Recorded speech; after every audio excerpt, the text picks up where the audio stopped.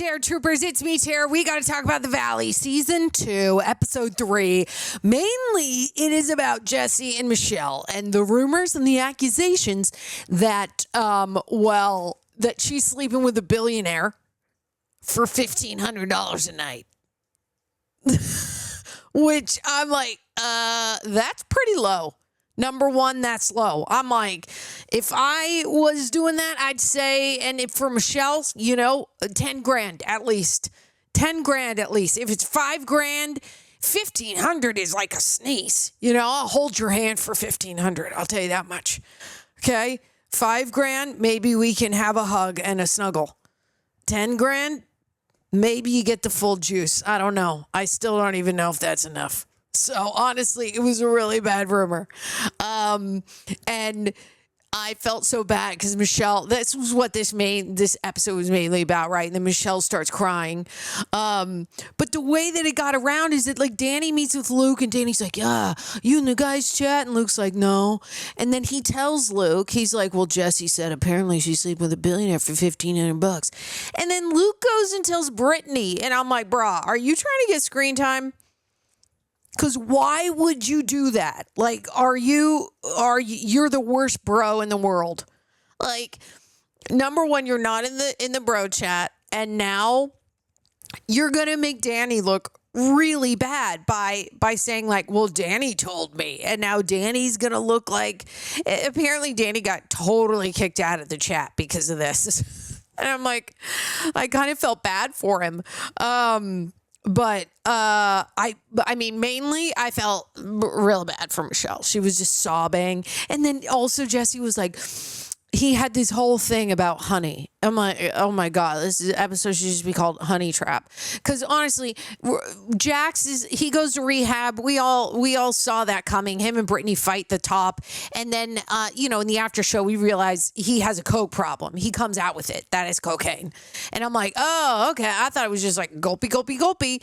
But mainly, this episode is really about Jesse and Michelle and how terrible he's been to her during the divorce. And also how he's flipping out about her boyfriend and how he came to the house one day and he sold us honey, and then I saw the honey in the cabinet, and I looked at his Instagram and I was like, that's the honey guy. And he uses that as his evidence that she's been sleeping with Alex 2 years prior to them breaking up, because he's like, so guess where she gets the honey from? Store by Runyon Canyon. Where does her boyfriend live? Runyon Canyon. And I'm like, okay, I get it, man. But also, she met the guy. She likes his honey. Maybe she just went to go get his honey. I mean, obviously, now she's getting way more than his honey because we know they be dating. But also, even if it was like 2 years prior, she can still get honey and not be juicing it with the guy. You know what I mean? Like, I feel like Jesse's just trying to make everything seem real miserable for Michelle. So I feel bad for her. Also, I realized, like, as they were talking, it was something like, Dowdy said that Michelle was already looking for an apartment and like planning to move out like 2 years prior to them actually breaking up. So if we're thinking about the honey being there, I'm like, well, in her mind, y'all were already broken up. But apparently Jesse begged her to stay, and she did. I don't know why she would, because I don't even think she likes him as a person.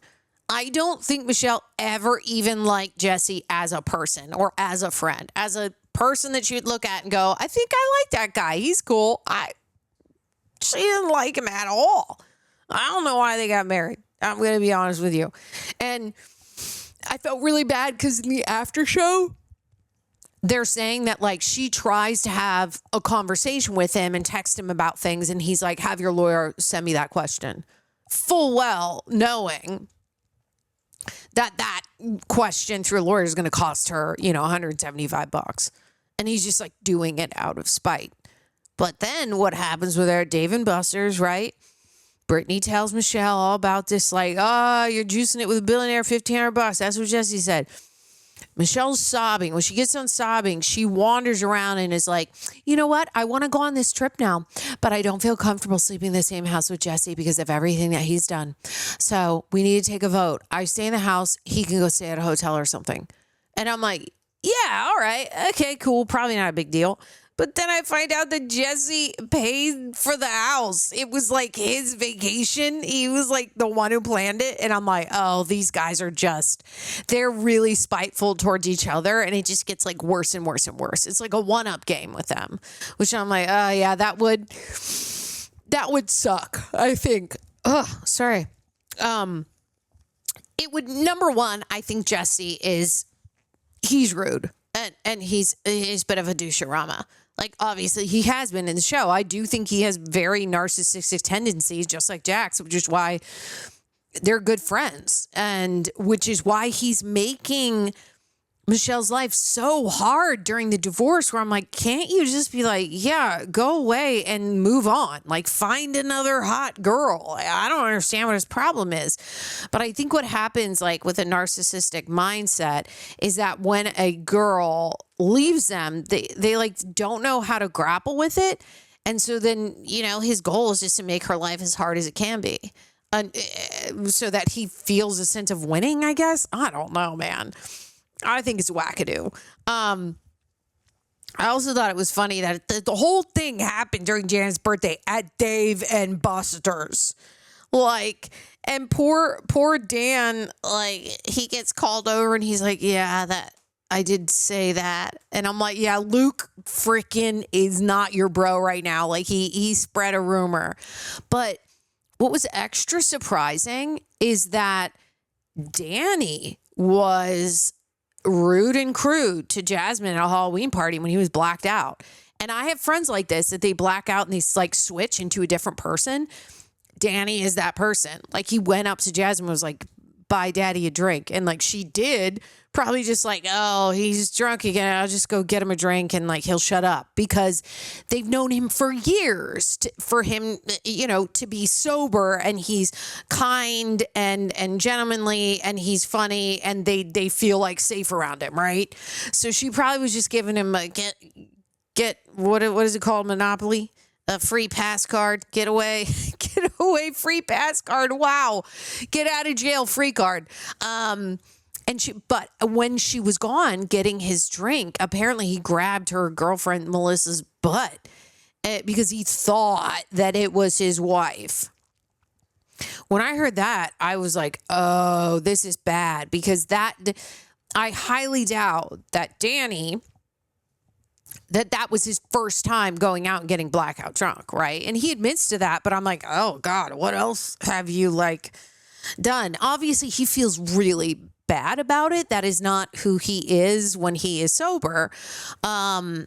He just obviously switches when he's had one too many drinks. So I'm like, why are you blacking out, bro? Like, I don't understand people that they're just like gulpy, gulpy, gulpy, and then they don't, you're like still walking around, but you're like gone up here. I've never done that. I think that's even terrifying to think about. No thanks. Absolutely not. But Jasmine was like upset with him because he apologized to her and like the group chat and everybody else, but didn't apologize to her girlfriend. But it's because he thought that he did it to Michelle, not Melissa. He got the names mixed up. So he apologized to Michelle right away within 2 days. And the whole time Jasmine's like pissed because he hasn't texted Melissa, whose butt he grabbed, because someone gave him wrong information, or he thought that he grabbed Michelle's butt. Like, this is so effed up. So later on, he's like meet them and he's like, I'm really, really sorry. And I'm like, yeah, he doesn't come across as a guy that would not be very apologetic the next day. But I also think you're getting too old for this shite, man. You got kids and stuff, and you're being. I realize that this stuff happens when they are at Jax's or they're at a party, right? And they're not being filmed, so it's sort of like they can drink as much as they want, live their lives. but it's just a bad look for him, especially if it were to go any further. Like, and Jason said, yeah, I had to grab him and I just like pulled him out of there and I took him home. I'm like, yeah, that's what I would have done too. You know, with friends, you're like, oh, I gotta yank them out of here because they are being inappropriate. Like, I would hate to do that. I just don't. I hate it. I'm like, we're all too old for this shit. Just don't drink that much to where you black out, crazy person, you know? And also, let me see what else I wrote down. Oh,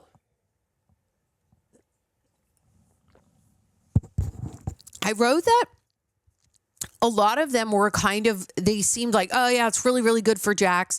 And obviously, Jason is the one who takes him to rehab. But everyone, even in the after show, is sort of like, yeah, I'm glad that he's finally doing it. I just don't know that he'll actually stay, or that I just hope he continues doing it when he's left.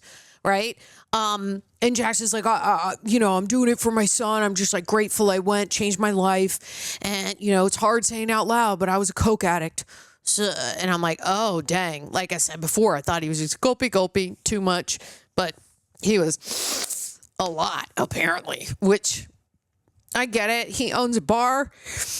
They do a lot of partying, staying up late. I am now not surprised why he threw a table at Brittany, because when you're on cocaine, it makes you like aggressive, especially when you have an addiction. I know a friend who had an addiction with cocaine and then now they don't. And I'm like, oh, yeah, those 2 years you were a doucherama, super aggressive and mean. And I didn't know that because I didn't see him that often, that they were full on coke addiction. I didn't know that. And now I see obviously the difference, but it does make you really like rage out. And I'm glad that he, you know, that he admitted it, but I also just look at him as like, he's still just so much of a narcissist that, you know, he says, I'm doing it for my son. And I'm like, yeah, buddy, but like, you kind of have to do it for yourself, because you being like an addict with your son and being aggressive, throwing a table at your wife and like yelling at her, calling her a tree trunk and fat, like terrible things that he's done. I'm like, bro, you have not been nice. You have not been a good partner. And I think Brittany has done a lot of hiding for him, like hiding that information, you know? And she even clearly said it in the after show. She's like, as you know, in every episode, I've always said, oh, he does a lot of partying, knowing full well that he does a lot of blow. She's like, I could have outed him, but I didn't. Because that just shows you like, and she's like, that just shows you what a good woman I am. And I'm like, you know what? She's right. She could have. And there's so much emotional warfare between them, and especially Jesse and Michelle. And it's sad because like they have kids.